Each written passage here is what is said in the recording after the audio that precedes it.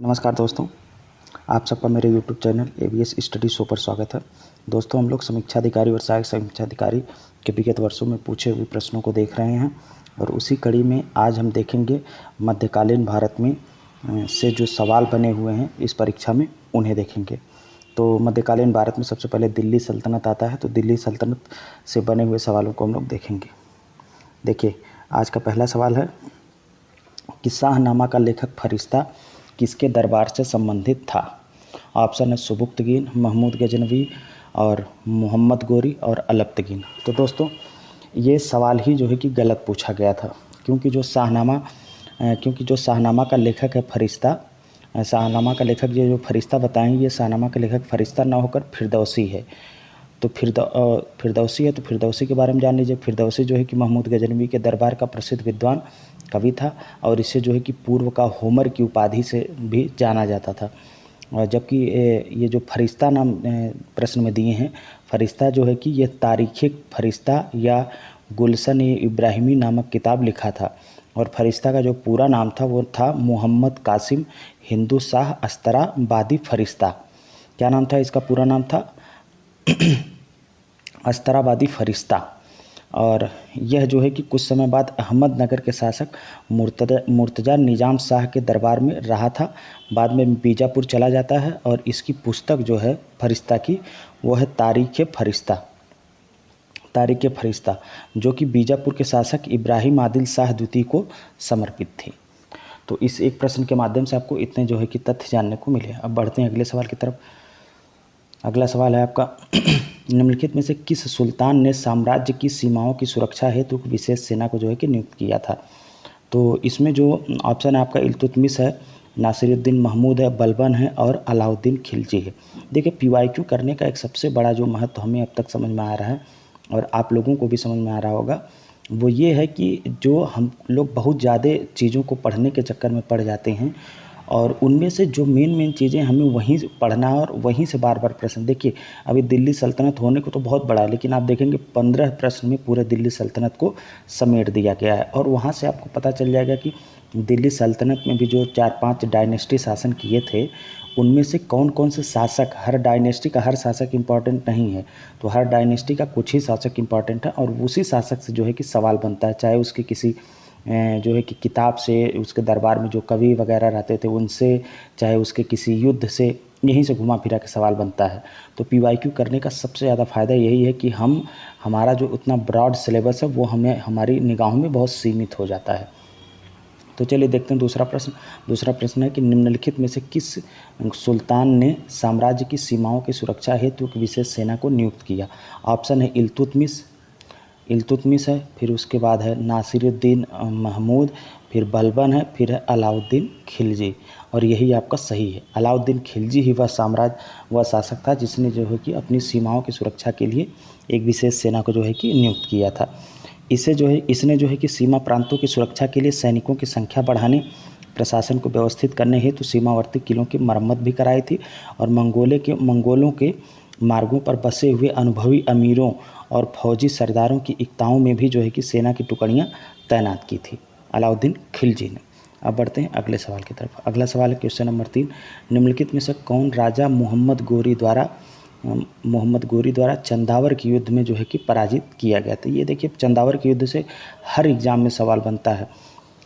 कभी डायरेक्ट सन पूछ लेता है, मैच कराने के लिए दे देता है, एक तरफ युद्ध दे देगा, एक तरफ जो है कि सन दे देगा। तो जो चंदावर का युद्ध जो लड़ा गया था, वो लड़ा गया था मोहम्मद गोरी और जो है कि जयचंद के बीच। चंदावर का युद्ध मोहम्मद गोरी तथा कन्नौज के गढ़वाल शासक जयचंद के मध्य 1194 ईस्वी में लड़ा गया था, जिसमें गोरी जो है कि जयचंद को पराजित कर देता। तो अब आपको एक विकल्प, एक तथ्य ये भी मिला कि जयचंद कहाँ के शासक थे। जयचंद थे कन्नौज के गढ़वाल शासक थे, ये गढ़वाल वंश के थे। तो चलिए अब आगे बढ़ते हैं। देखिए, आपका जो है कि ये 3 प्रश्न खत्म हो गया। अब गुलाम वंश से है आपका सवाल। गुलाम वंश से बना है कि निम्नलिखित सुल्तानों में से किसने गढ़मुक्तेश्वर की मस्जिद की दीवारों पर अपने शिलालेख में स्वयं को खलीफा का सहायक कहा है। बहुत ही महत्वपूर्ण सवाल है ये, बहुत ही देखिए कितना रोचक सवाल है। पूछ रहा है कि निम्नलिखित में से किस सुल्तान ने गढ़मुक्तेश्वर की मस्जिद की दीवारों पर अपने शिलालेखों में स्वयं को खलीफा का सहायक जो है कि कहा है। तो ये कहा है बलबन ने। बलबन ने गढ़मुक्तेश्वर के मस्जिद का निर्माण भी करवाया था और इसकी दीवारों पर उत्कीर्ण शिलालेख पर स्वयं को जो है कि खलीफा का सहायक भी बनाया था। तो गढ़मुक्तेश्वर के मस्जिद का निर्माण करता भी आप जान गए कौन था, बलबन था। और इसने उस मस्जिद के दीवार पर या शिलालेख पर स्वयं को क्या कहा है, खलीफा का सहायक। चलिए अब बढ़ते हैं अगले सवाल की तरफ। अगला सवाल है, निम्नलिखित में से कौन सी इल्तुतमिश के राज्यकाल में सल्तनत की राजधानी थी। इल्तुतमिश के राज्यकाल में सल्तनत की राजधानी थी। वैसे देखिए, जब इल्तुतमिश शासन में आता है तो उस समय राजधानी लाहौर रहती, लेकिन ये राजधानी को लाहौर को जो है कि परिवर्तित करके दिल्ली कर देता है। इसीलिए इसे जो है कि दिल्ली का वास्तविक संस्थापक माना जाता है। तो इसमें लाहौर भी दिया है, दिल्ली भी दिया है, तो आपको बड़े सावधानी से समझ करके इसका जो है उत्तर लगाना होगा। यहाँ पे जो राज्यकाल दे दिया है, राज्यकाल शब्द दे दिया है, राज्यकाल में, तो इस वजह से जो है कि इसका सही उत्तर क्या हो जाएगा, दिल्ली हो जाएगा। कुतुबुद्दीन ऐबक की मृत्यु के पश्चात जो है कि 1211 ईस्वी में इल्तुतमिश जो है कि दिल्ली सल्तनत की गद्दी पर बैठता है और उसने लाहौर से अपनी राजधानी कहाँ स्थापित किया था, दिल्ली। चलिए बढ़ते हैं अगले सवाल की तरफ। अगला सवाल है, देखिए ये रहा आपका गुलाम वंश से बस केवल 2 ही सवाल बने थे। अब देखिए गुलाम वंश में बना भी एक, तो एक बलबन से संबंधित बना सवाल और दूसरा आपका जो है कि ये इल्तुतमिश से संबंधित। तो हैं तो बहुत सारे शासक इसमें, लेकिन यही 2 जो है कि गुलाम वंश में महत्वपूर्ण थे, तो इन्हीं से सवाल बना। अब देखिए खिलजी वंश से हम देखते हैं। खिलजी वंश से एक तरफ दिया है आपका स्थान दे दिया और एक तरफ जो है कि वहाँ पे कौन शासक था, तो रणथंभौर, फिर उसके बाद चित्तौड़, देवगिरी, गुजरात। तो रणथंभौर के जो शासक थे उनका नाम था हमीर देव और चित्तौड़ के जो शासक थे उनका नाम था राणा रतन सिंह। आप लोगों ने उस मूवी में भी देखा होगा, पद्मावत जो आई थी उसमें देखिए चित्तौड़ के राजा जिनका जो है कि अलाउद्दीन खिलजी से युद्ध होता है। देवगिरी का जो संबंध है वो है राजा राय रामचंद्र से और गुजरात के जो शासक थे उनका नाम था क्या, कर्णदेव। तो इस तरह से आपका ऑप्शन जो सही हो जाएगा वो हो जाएगा ऑप्शन डी। देखिए रणथंभौर का हमीर देव, रणथंभौर मतलब कि ए का 3, देखिए ए का 3 अगर एक भी कोई मैच करा लेता तो इस सवाल को सही कर ले जाता। ए का 3 और बी चित्तौड़ का जो है कि राणा रतन सिंह और देवगिरी का आपका दूसरा देवगिरी के राजा राय रामचंद्र और गुजरात के जो है कि कर्णदेव। तो इस तरह से ऑप्शन डी इसका आपका सही उत्तर हो जाएगा। अब देखिए बढ़ते हैं अगले सवाल की तरफ। अगला सवाल है, दिल्ली सल्तनत के किस शासक ने अपने को खलीफा घोषित कर दिया था। अभी देखिए खलीफा का सहायक किसने कहा था अपने आप को, बलबन ने। अब यहाँ पे देखिए कौन से वंश में हम लोग चल रहे हैं, खिलजी वंश। देखिए खिलजी वंश में एक शासक है जिसने खुद को जो है कि अपना खलीफा घोषित कर देता है। तो ये ऐसा खलीफा घोषित करने वाला जो शासक है उसका नाम है मुबारक खिलजी। अलाउद्दीन खिलजी की मृत्यु के बाद जो है कि कौन इसमें है, मुबारक खिलजी। अब देखिए अलाउद्दीन खिलजी की मृत्यु के बाद जो है कि मलिक काफूर ने जो है कि मुबारक खिलजी को कैद में करवा दिया था। इसका बहुत जो है कि वफादार गुलाम था मलिक काफूर अलाउद्दीन खिलजी का, जो कि छक्का रहता है। तो कारावास में जो है कि डाल दिया गया और बाद में इसको जो है कि मुबारक खिलजी को वह कारावास में डाल देता है और बाद में कैद से मुक्त हो जाता है यह मुबारक खिलजी और मुक्त होकर यह सुल्तान बनता है और उसने स्वयं को जो है कि खलीफा घोषित किया था और अल इमाम तथा खलीफतुल्लाह की उपाधि इसने धारण की थी। तो मुबारक खिलजी की जो उपाधियां हैं वो भी आप याद रखिएगा। इसने खुद को पहली बार खलीफा घोषित कर दिया था, उस समय बहुत बड़ी बात थी अपने आप को खलीफा घोषित करना। और इसने जो उपाधियां धारण की थी उसकी उपाधियों में है अल इमाम, क्या अल हाइफन रहेगा फिर इमाम, अल इमाम। और जो अपने आप को ये उपाधि धारण किया था उल इमाम, अल इमाम उल इमाम। फिर खलीफतुल्लाह, क्या खलीफतुल्लाह। तो इसने जो है अपने आप को 3 उपाधियाँ दिया था।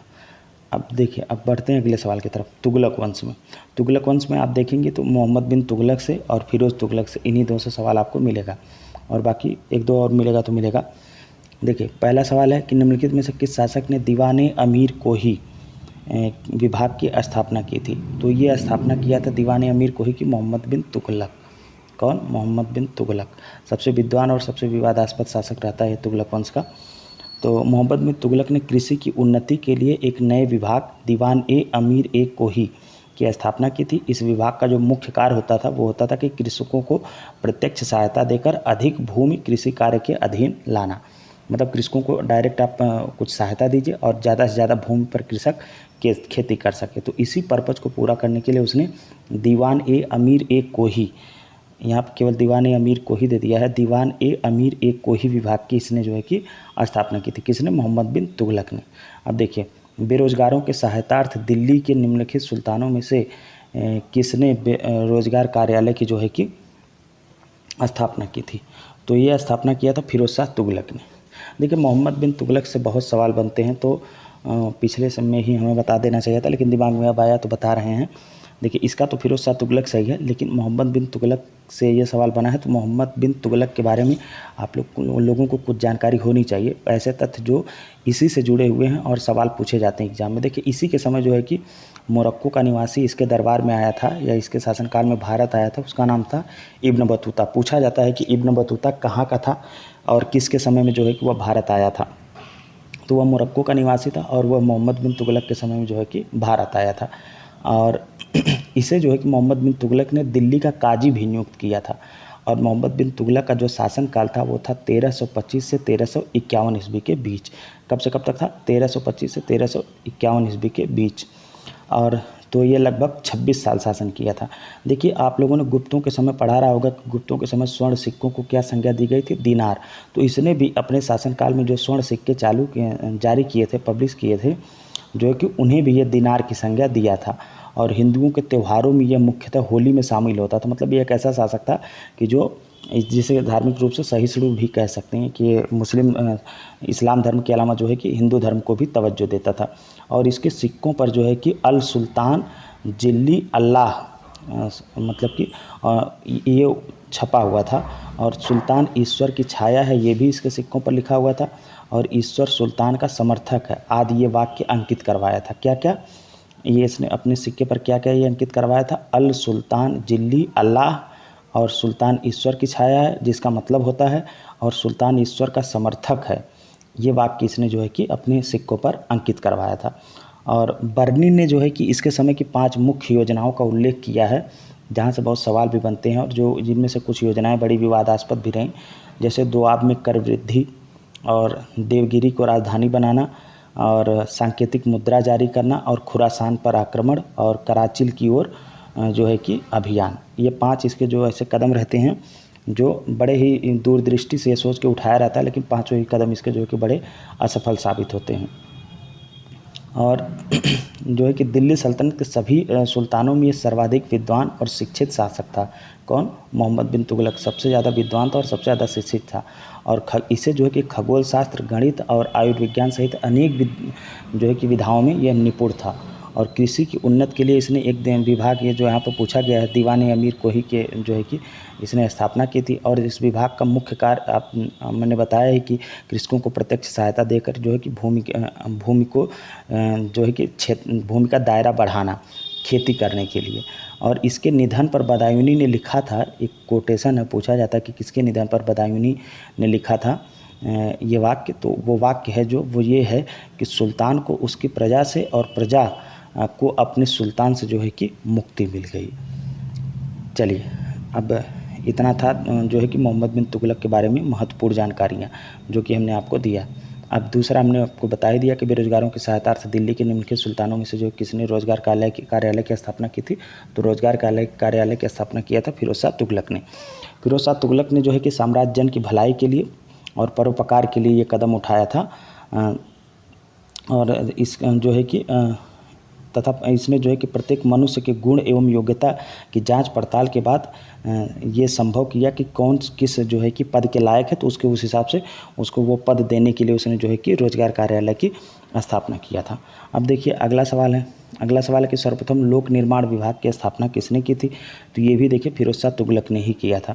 हमने बताया था ना कि मोहम्मद बिन तुगलक, फिरोज शाह तुगलक, इन्हीं के इर्द गिर्द जो है कि तुगलक वंश से सवाल अगर बनना होता है तो बनता है, और सारे शासकों को पढ़ने की हमें ज़रूरत नहीं रहती है।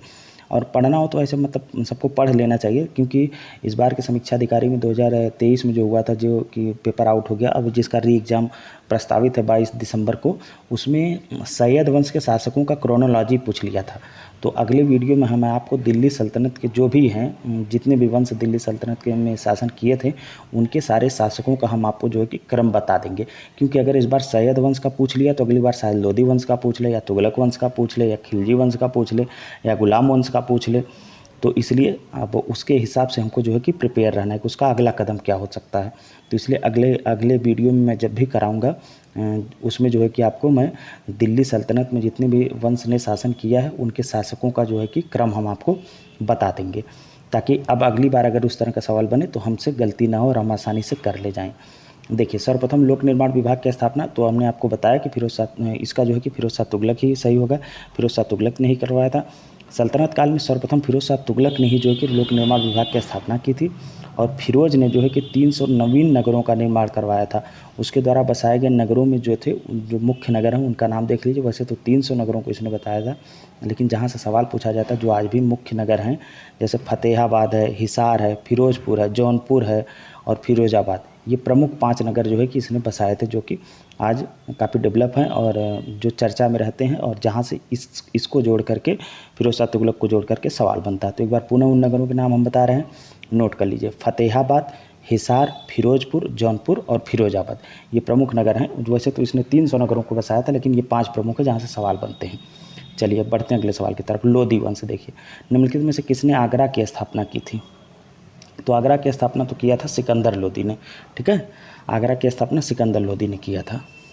देखिए क्या होता है कि बहलोल लोधी ने अपनी मृत्यु के पहले ही अपने तीसरे पुत्र निजाम खां को जो है कि अपना उत्तराधिकारी नियुक्त कर देता है, किंतु कुछ सरदारों ने इसका विरोध किया, जिसका मुख्य कारण यह था कि निजाम खां की मां जयबंद एक सुनार की पुत्री थी, और कुछ शक्तिशाली सरदारों ने निजाम खां का साथ दिया, और जुलाई 1489 में जो है कि निजाम खां जो है सुल्तान सिकंदर शाह के नाम से सिंहासन पर बैठा। तो ये देखिए कितनी कूटनीति के तहत या कितना संघर्ष करके यह सिंहासन पर बैठा था। तो ये थी इसकी कहानी। फिर उसके बाद जब ये सिंहासन में बैठता है तो वह लोधी वंश का महानतम शासक बनता है, और 1504 ईस्वी में सिकंदर लोधी ने राजस्थान के शासकों पर नियंत्रण के ध्येय से यमुना नदी के किनारे आगरा नामक नवीन नगर बसाया था। देखिए इसके आगरा नगर बसाने का जो पर्पज़ था वो था कि राजस्थान के शासकों पर नियंत्रण रखना। एक एग्जाम में ये भी पूछा गया कि सिकंदर लोधी ने जो है कि यमुना नदी के किनारे आगरा नामक शहर किस उद्देश्य से बसाया था? तो राजस्थान के शासकों पर नियंत्रण करने के लिए। उसके बाद क्या होता है कि सिकंदर शाह अत्यधिक परिश्रमी शासक था, और उसने कृषि और व्यापार की उन्नति के लिए प्रयत्न किए थे। और नाप का पैमाना जो इससे पूछा जाता कि कुछ नाप के पैमाने जो इसने चलाए थे, जैसे गजे सिकंदरी, उसी के समय जो है कि मतलब इसी के समय आरंभ हुआ, सिकंदर लोधी के समय आरंभ हुआ था। उसने निर्धनों के लिए मुफ्त भोजन की व्यवस्था की। वह शिक्षित और विद्वान था। उसके स्वयं के आदेश से एक आयुर्वेदिक ग्रंथ का फारसी में अनुवाद किया गया, जिसका नाम फरहंगे सिकंदरी रखा गया।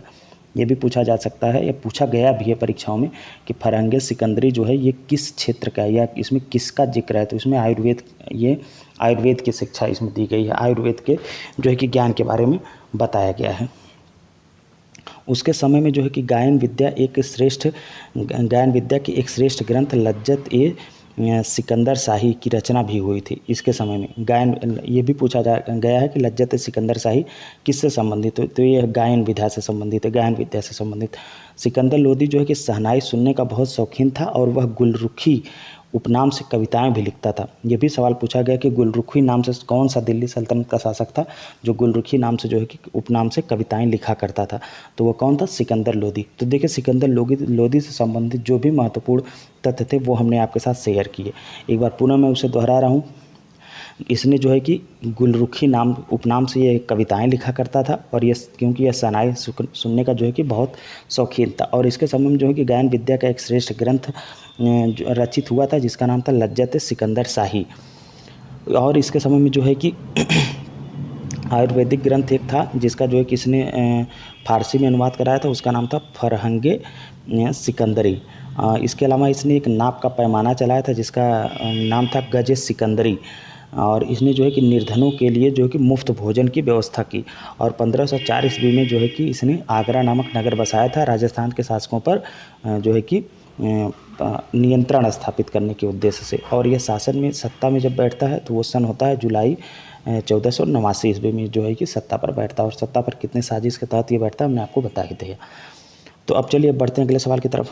अब अगला सवाल है कि निम्नलिखित सुल्तानों में से कौन अन्न के ऊपर कर समाप्त करने के लिए जाना जाता है। अन्न के ऊपर जो कि कर लगा हुआ था तो उसको समाप्त कर दिया, और इसके लिए जो है कि कौन सा शासक इस कदम के लिए जाना जाता है, तो वो है सिकंदर लोदी। कौन? सिकंदर लोदी। देखिए ये भी सिकंदर लोदी से, इसके पहले वाला भी प्रश्न बना था, ये भी सिकंदर लोदी से। तो लोदी वंश में सबसे इंपॉर्टेंट कौन है? सिकंदर लोदी। सिकंदर लोदी की ही नीतियों से देखिए सवाल 2 बन गए हैं। और आपका ये वाला बना था 2010 के मेंस में, मुख्य परीक्षा में बना था, सहायक समीक्षा अधिकारी के, जबकि उसे यूपीए यूडीए एलडीए कहा जाता था। और ये जो है कि प्री में बना हुआ था सिकंदर लोदी से ही। तो सिकंदर लोदी ने जो है कि भूमि के मापन के लिए एक समान गज प्रचलन चलाया था, गज सिकंदरी, हमने इसमें जिक्र किया ही। और इस गज का प्रयोग जो है कि कालांतर में शेरशाह तथा अकबर भी करते हैं, इसके जो है कि इस पैमाने का उपयोग, और अपने शासनकाल में जो है इन लोगों ने किया था इसका उपयोग। और सुल्तान सिकंदर लोदी ने जो है कि अनाज से जकात, मुस्लिमों से लिया जाने वाला संपत्ति कर, जिसके लिए एक शब्द क्या प्रयोग हुआ है? जकात को ये क्या कर देता है? समाप्त कर देता है। और सभी इतिहासकार जो है कि उसके शासनकाल में सल्तनत की समृद्धि का वर्णन करते हैं इसके इस कदम से। चलिए अब बढ़ते हैं अगले सवाल की तरफ। देखिए लोदी वंश से केवल 2 ही सवाल बने थे, और दोनों सिकंदर लोदी से ही बने थे। अब विजयनगर साम्राज्य से हम लोग देखते हैं कि विजयनगर साम्राज्य से क्या क्या सवाल बने हैं। देखिए विजयनगर साम्राज्य से बना है कि कृष्णदेव राय के दरबार में अष्टदिग्गज कौन थे। तो अष्टदिग्गज जो है कि इनके समय में 8 तेलुगु कवियों का एक समूह था। क्या था अष्टदिग्गज? 8 जो है कि तेलुगु कवियों का एक समूह था। अगर उनमें आपको नाम तो वैसे नहीं पूछेगा, लेकिन एक लोगों से संबंधित पूछता है, तो वो अगर आप लिखना चाहें, नोट डाउन करना चाहें तो कर लीजिए। 8 जो कवि थे उनका नाम क्या था? ये दक्षिण भारतीय हैं तो नाम भी कुछ अजीब टाइप का होगा। नाम है, पहले जो है उनका नाम अल्लसानी, फिर है पेड्डन्ना, फिर है नंदी तिम्मन है तीसरे, चौथे हैं भट्टमूर्ति, और 5वें हैं धूर्जटी, और 6वें जो इनका नाम थोड़ा बड़ा है मादयगारी मल्लन मुदुपल्लुक। इनका एक अकेले नाम मुदपल्कुक। फिर से मैं जो 6वें उनका नाम पढ़ रहा हूँ, मादयगारी मल्लन मुदुपल्कुक। ये जो है 6वें कवि हैं जो अष्टदिग्गज में हैं। फिर उसके बाद 7वें नंबर के हैं अच्चल राजू रामचंद्र, और 8वें हैं उनका नाम है पिंगली सूरन। तो ये 8 जो कवियों का एक समूह था जो कि कृष्णदेव राय के दरबार में रहा करते थे। तो यही इन लोगों के समूह को क्या कहा जाता था? जो है कि अष्टदिग्गज कहा जाता था। अब देखिए थोड़ा सा कृष्णदेव राय के बारे में जान लीजिए, क्योंकि कृष्णदेव राय बहुत ही प्रसिद्ध शासक थे विजयनगर साम्राज्य के। तो इनसे जो है कि और भी सवाल बनता है। तो विजयनगर के सर्वाधिक कीर्तिमान सम्राट जो है कि कीर्तिवान सम्राट ये थे, और इनका जो शासन समय था वो था 1471 से 1529 ईस्वी तक। और ये स्वयं कवि और संरक्षक थे, और ये तेलुगु भाषा में इन्होंने खुद अपनी जो काव्य की रचना की थी उसका नाम था अवमुक्तमाल्यद। इनके साहित्य का क्या नाम था? अवमुक्तमाल्यद। और इनका शासनकाल जो है कि विजयनगर में तेलुगु साहित्य का सबसे क्लासिक युग माना जाता है। और इसने आंध्र भोज की उपाधि भी धारण की थी। कृष्णदेव राय ने किसकी उपाधि धारण की थी? आंध्र भोज की। और उसके दरबार को जो है कि तेलुगु, देखिए उसके दरबार को जो है कि ये 8 महान तेलुगु कवि जो थे जिन्हें अष्टदिग्गज कहा जाता था, ये लोग उसके दरबार को सुशोभित करते थे। अष्टदिग्गज कवियों में कौन कौन से थे हमने आपको बता ही दिया।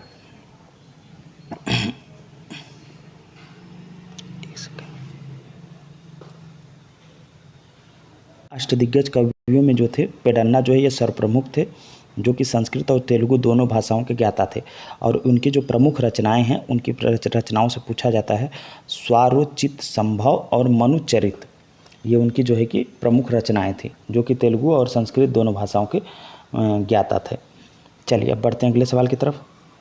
और इनके बारे में और एक जानकारी है कि इनके ही समय में जो है कि पुर्तगाली यात्री डोमिंगो पायस आया था भारत में।